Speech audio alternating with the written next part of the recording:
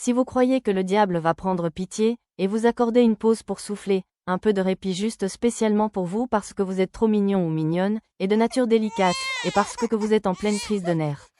Eh bien vous ne connaissez vraiment pas le diable. Il est très méchant et très laid, il ne considère personne, ni votre âge, ni votre fragilité, ni votre statut social. Il est l'ennemi de tout le monde et il agresse tout le monde. J'ai toujours été choquée de la manière dont certaines personnes dans mon parcours refusaient de prendre ma situation au sérieux, et avaient tendance à me mettre dans une catégorie de jeune dame délicate et trop sensible, une façon de minimiser mon expérience. Un jour un pasteur m'a dit, « Une jolie fille comme ça, tu as des problèmes graves comme ça ?» Comme si les problèmes devaient s'adapter aux apparences externes. Parfois on ne vous prend pas du tout au sérieux, juste parce que vous ne correspondez pas à l'image que la personne se fait de vous ou de votre famille.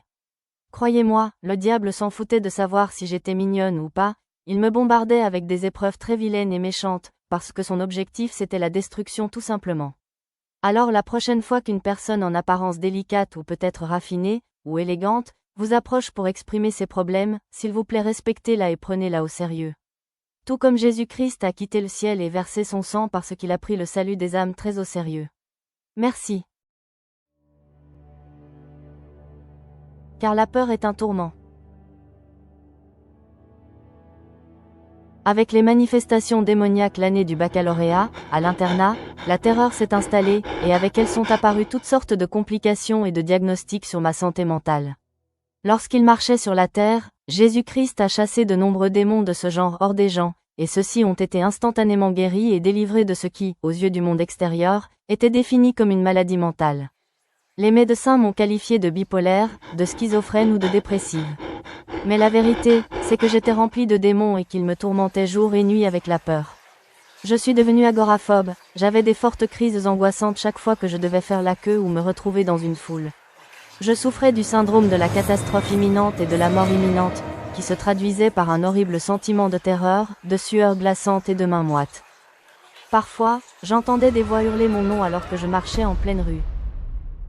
Le diable me tenait vraiment sur une corde très très courte, il me donnait peu de marge pour m'épanouir. J'avais très peu de qualité de vie.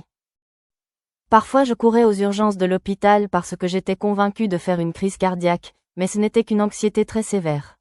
J'étais en proie à une terreur constante et à des sueurs nocturnes. Je pouvais être assise par une belle journée ensoleillée, dans un parc, entourée de fleurs, de familles heureuses avec leurs bébés et de la vie tout autour de moi, mais à l'intérieur de moi, tout ce que je ressentais, c'était la mort, l'obscurité totale et une terreur horrible.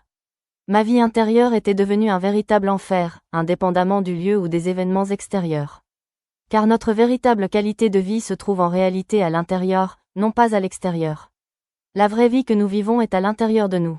Et les démons avaient pris le contrôle de ma vie intérieure pour en faire un cauchemar permanent.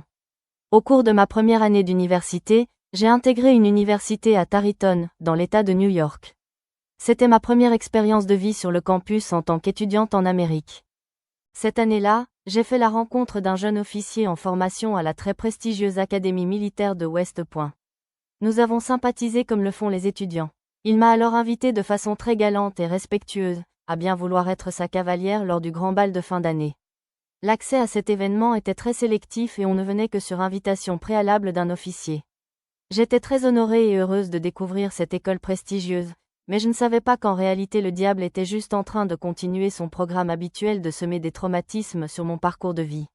Cette nuit-là, ce que je croyais être un événement galant et sophistiqué, s'est terminé par un viol.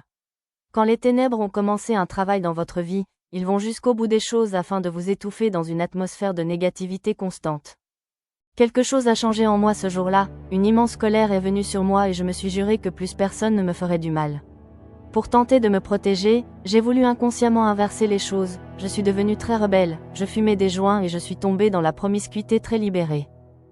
Je croyais ainsi reprendre le contrôle des choses, ne plus subir mais plutôt anticiper et même approuver. Je ne savais pas que j'étais juste en train de m'enfoncer. Et c'est exactement ce que Satan voulait. Car lorsqu'il induit certains traumatismes, c'est dans le but de déformer et de détruire l'identité de la personne, afin de l'éloigner chaque jour plus encore des voies de Dieu. Avec la promiscuité, les conflits permanents avec ma mère, et le manque de repères et de cadres sains, il y avait parfois des crises de santé mentale. Environ tous les 3 à 4 ans, je me faisais hospitaliser en psychiatrie pour dépression suicidaire, parce que je perdais complètement pied.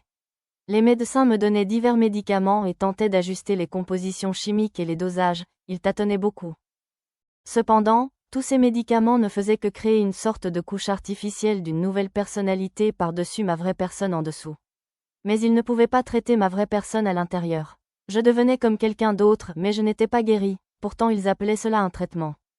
Les psychiatres ne pouvaient pas résoudre les maltraitances spirituelles de mon passé, ils étaient impuissants. Ils ne pouvaient que m'assommer avec de puissants anti-anxiolytiques afin de calmer mes terreurs. En réalité, seul Jésus-Christ a le pouvoir et l'accès intérieur pour guérir notre âme et restaurer notre identité. Les médecins n'arrivaient même pas à poser un diagnostic clair et net, ils tournaient en rond. Les démons en moi me donnaient des impulsions et des compulsions désordonnées, et la frontière étroite entre le spirituel et le psychologique était très complexe à discerner humainement. Je n'ai jamais été comme une personne folle qui a perdu la tête et la conscience de son être, non, je continuais malgré tout une forme de vie normale. Cependant il se passait vraiment des choses bizarres et inexpliquées.